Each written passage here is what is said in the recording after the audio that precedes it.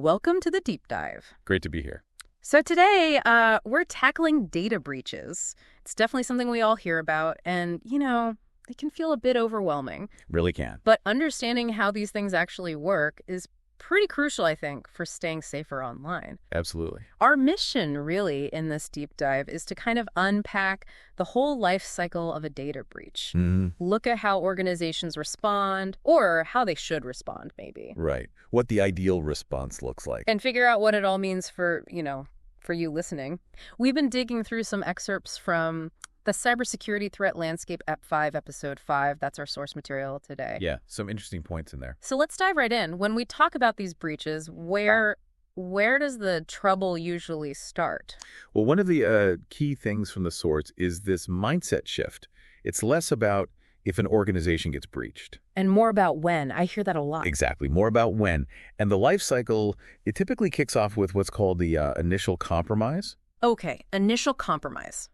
So what does that actually look like? How do attackers get that first way in? The source points to a few really common ways. Phishing is still huge. Those dodgy emails. Yeah, exactly. Deceptive emails trying to trick someone into, giving up info or clicking a bad link. Right. Then you've got software vulnerabilities. If stuff isn't updated, not patched, attackers love those openings. Like leaving a window unlocked? Pretty much. And sadly, you also have to consider malicious insiders, people already inside who abuse their access. Wow. Okay, so it could be an email, a software flaw, or even someone on the inside. That's the starting point. What happens next once they're in? Well, once they have that first bit of access, they don't usually own the place straight away. Ah, okay. They usually start with what's called lateral movement. Lateral movement. Think of it like a burglar gets in through maybe an unlocked window downstairs. And then they start quietly trying doorknobs upstairs, looking to the main bedroom, the valuable stuff. They move across the network. Okay, that makes sense. Looking for the important systems. Exactly. And as they're moving, they'll also try for privilege escalation. Right, getting more power. Precisely. It's like that burglar finding the keys to the safe. They gain more control, higher access levels than they started with. That burglar analogy really helps visualize it. So they're moving around, escalating. What's the ultimate prize they're after? It's the data. Sensitive data. That's almost always the goal. What kind of data are we talking about? Oh, it could be anything, really. Customer, personal info names, addresses, maybe social security numbers, financial records, credit card. Really valuable stuff. Yeah, or even a company's own secrets, like intellectual property, trade secrets, plans, stuff that gives them an edge. You could often tell the attacker's motive by the type of data they go for. And I imagine when that data gets out, the fallout is pretty bad. Oh, it can be devastating. The source really stresses this. It's not just the immediate mess. Right. They're looking at huge financial losses. The cost of fixing things, legal fights, maybe fines from regulators. And the company's reputation. Takes a massive hit. It can be really hard to recover from that. The source might have even mentioned things like stock price drops after a major breach. That's a real tangible cost. Definitely. And maybe, first of all, you lose customer trust. That's incredibly difficult, sometimes impossible, to win back. It paints a really stark picture. Yeah. So, okay, knowing this can happen, what are organizations supposed to do when it happens? The source mentioned incident response. Exactly. Since it's often when, not if, having a solid incident response plan is just essential. Like a plan B. Kind of, yeah. The source uses the analogy of fire drill. You practice it, you hope you never need it for real. But if you do, you know the steps. Precisely. A well-rehearsed plan makes a huge difference in limiting the damage. Okay, so walk us through this fire drill for a data breach. What are the key phases? Well, a good plan usually has several stages. It actually starts before anything happens, with preparation. Preparation. Yeah, having the right tools ready, the right technology, and critically, having people trained on what to do. Makes sense. Be ready first. Then what? Then comes identification.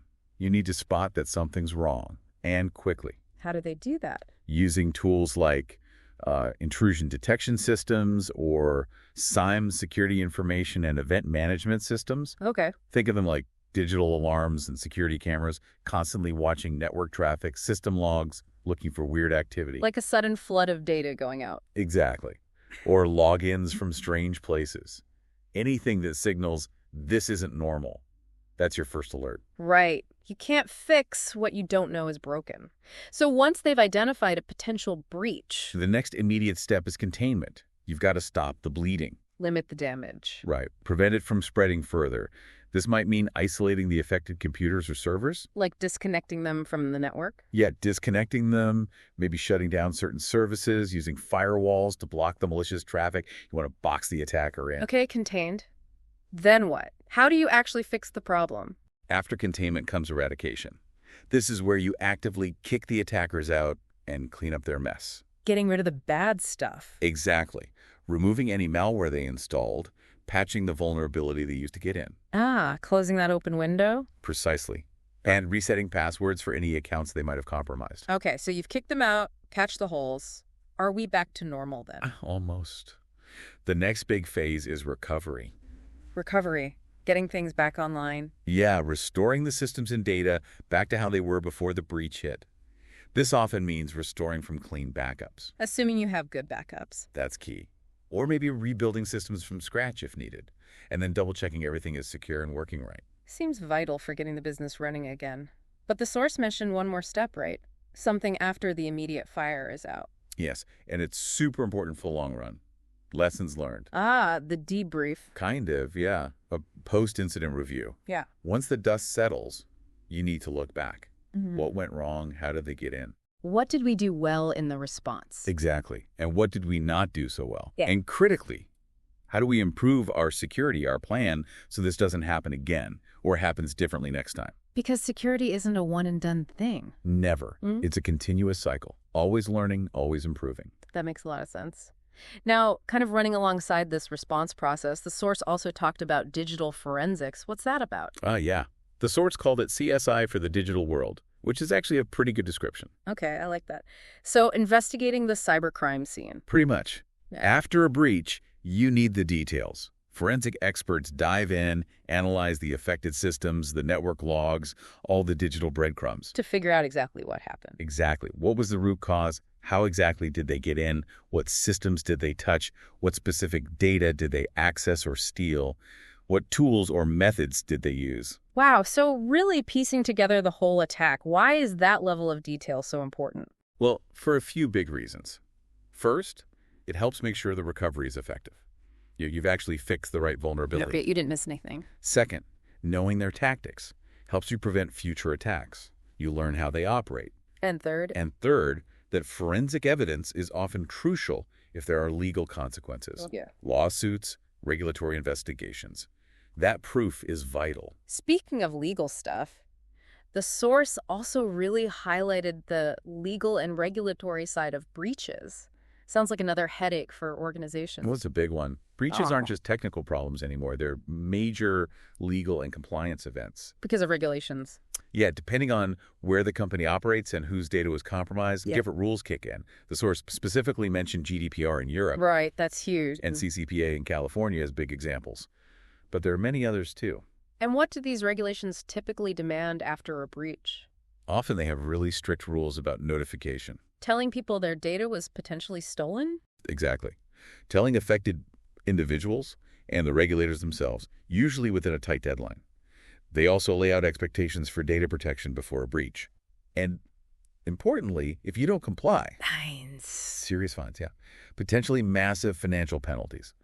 Plus, as we said, even more damage to your reputation. It really underscores how seriously this is taken now. It's clear that preparedness has to cover the technical and the legal angles. Okay, one last area the source material brought up was cyber insurance. Is that becoming standard now? It really is. The source positioned it as moving from a nice-to-have luxury to, well, pretty much a necessity for a lot of companies in today's world. Why is it so necessary now? Because it can be a critical financial safety net if a breach does happen. The costs can be astronomical, as we've discussed. So what kind of costs can cyber insurance actually help cover? It varies by policy, of course, but generally it can help with a lot of those post-breach expenses. Things like hiring those forensic experts, legal fees for advice and defense, covering regulatory fines, the cost of notifying customers, maybe even PR, help to manage the reputational damage. Some policies cover business interruption losses, too. Wow, that could make a huge difference in whether a company survives a major breach. Any advice for organizations thinking about getting it? Definitely do your homework. You really need to assess your specific risks and what you need coverage for. Not a one-size-fits-all thing. Not at all. Talk to reputable insurance providers who actually Right. understand cyber risk, not just general business insurance. Look closely at what's covered, what the limits are, and what the exclusions might be. Don't just chase the lowest premium. Good advice. So, okay, let's try and wrap this up. We've covered quite a bit the life cycle, from initial compromise through data theft. The importance of that incident response plan, like the fire drill. Right, with all its phases: preparation, identification, containment, eradication, recovery. And lessons learned. Don't forget that one. Definitely. Then digital forensics, the cyber CSI. Understanding the how and what. The serious legal and regulatory side, like GDPR and CCPA. And the notification duties and potential fines. And finally, the role of cyber insurance as a financial backstop. Yep. So boiling it all down, what are the absolute key takeaways you'd want listeners to hold on to from this deep dive? I think the main things are, first, breaches are a real risk. Think when, not if. Second, having a practiced incident response plan is non-negotiable. Crucial. Third, digital forensics is key to understanding and preventing future issues. Fourth, the legal and regulatory side is serious business. Got it. And fifth, cyber insurance is increasingly vital for managing the financial fallout. Really, it comes down to being proactive, plan, prepare, monitor constantly, and always be learning. Absolutely. That idea of continuous improvement seems central. Security isn't a destination, it's an ongoing journey. Well put. Now, before we finish, can you give us a little teaser for our next deep dive? Sure. Next time, we're going to tackle another really major threat, ransomware. Ooh, that's definitely in the news a lot. It is. We'll look at how it works, why it's so damaging, and importantly, explore some effective ways organizations and even individuals can try to mitigate that risk. Sounds like another vital discussion. Well, thank you for walking us through the complex world of data breaches today. My pleasure. And for everyone listening, we really hope this deep dive has given you some clarity on what happens behind the headlines. It's complex, yes, but understanding the basics helps. Maybe think about your own digital habits or the security measures of companies you trust with your data. Stay aware, stay informed, and stay secure out there.